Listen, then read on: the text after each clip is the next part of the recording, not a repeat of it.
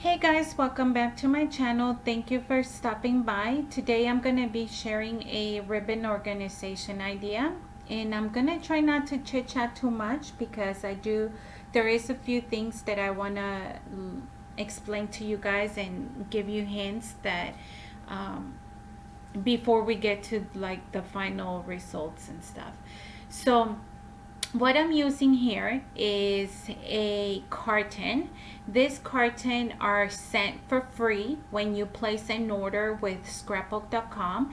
They use this as protection with whenever you order loose paper sheets, individual paper sheets. They always add one of these to your package because of course they try to protect the 12 by 12 paper that you ordered from bending and stuff like that. I always keep them. I've always tried to be conscious about repurposing and recycling. And so I am going to be cutting these to 3 inches by 5.5. And one carton sheet, I don't even know if it's carton, you guys, because it could be chipboard, honestly, but I don't know what the proper terminology for it is. But one 12 by 13 sheet will give you roughly 8 tags if you cut them to the size that I've cut them. I am using the We Are Memory Keepers tag punch that you guys saw me haul from Tuesday morning, and I used that to cut off the edges so that it looks like a tag.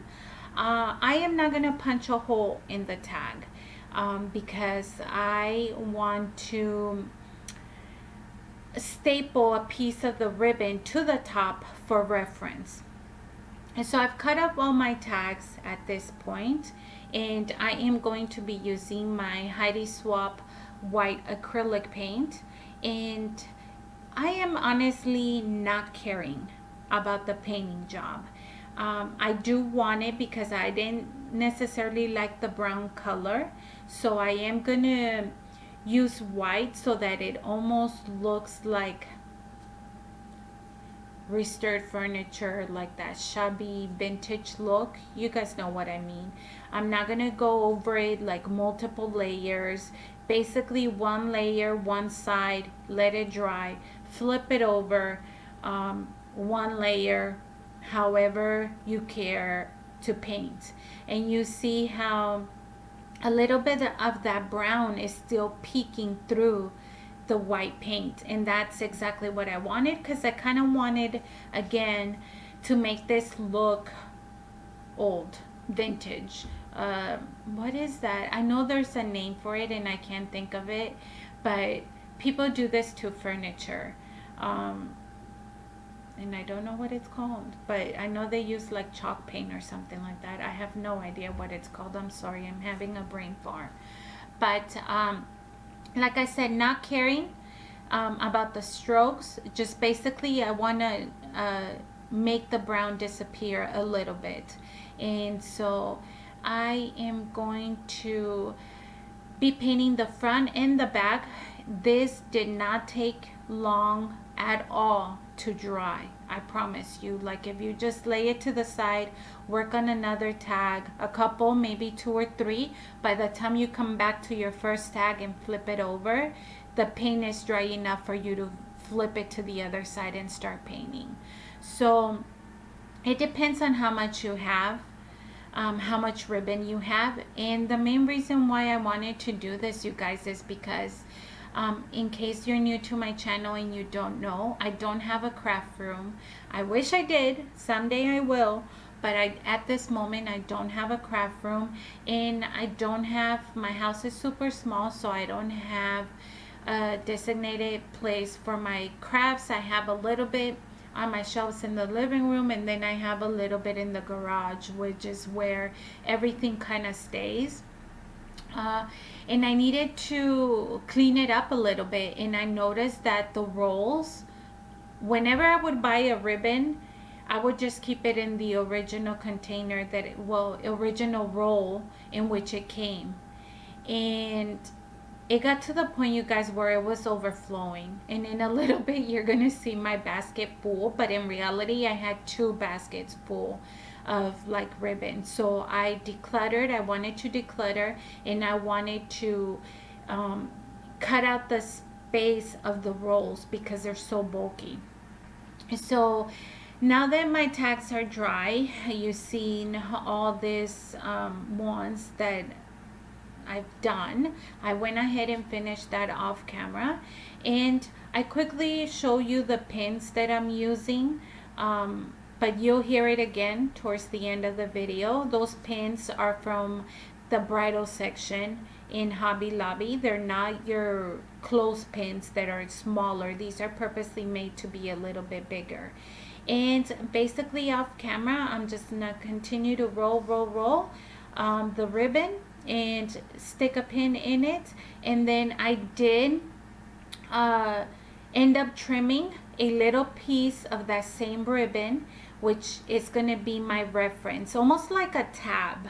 I wanted the tab, so if I am looking for something, instead of going through everything, I have a little tab at the top of the tag that will give me the reference. Oh, this is the ribbon that's here, rolled, if that makes sense.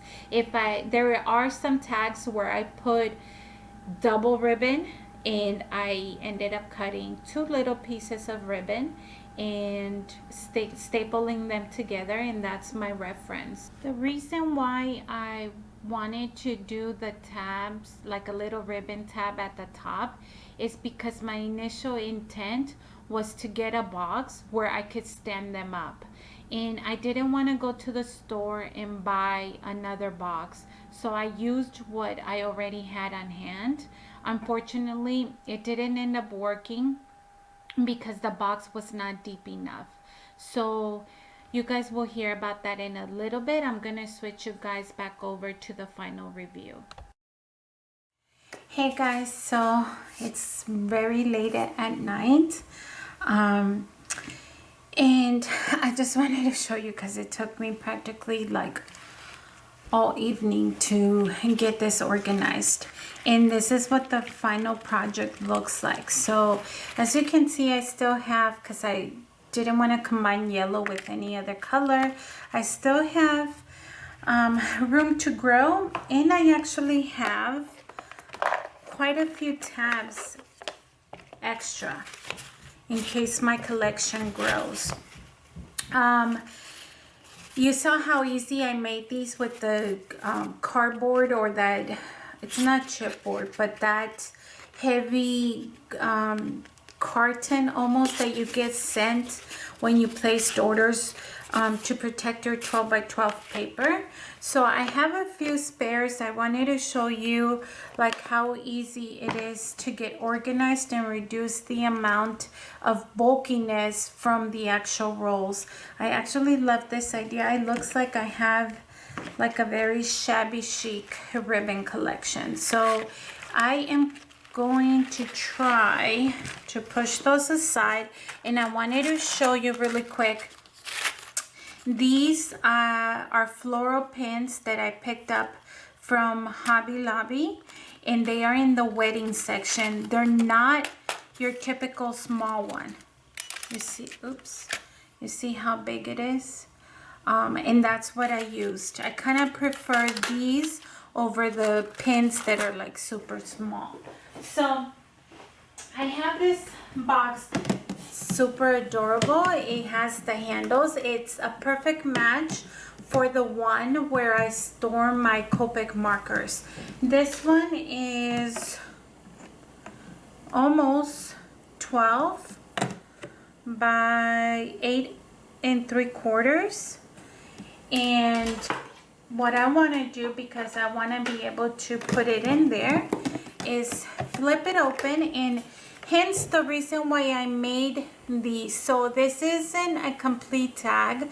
I didn't make the holes in the center because I knew that I wanted to use parts of the ribbon so that I could see it, although this box is too small for it. So basically, if I choose to go with another box, I do have one more, and you want it to look pretty, you could have it standing up like that. Let me show you really quick.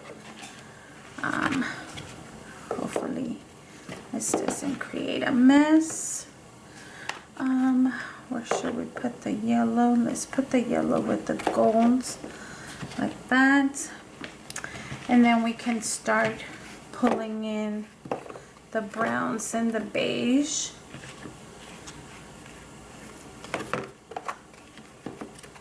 Like that. Let's do the pinks, the oranges, and see how much space you were able to save by doing this. You could put a divider if you want to, like down here. You can make one out of cardstock or not cardstock, but carton. And this is what it looks like. Look how much I shrank it from the bulkiness of that blue basket that you guys saw earlier.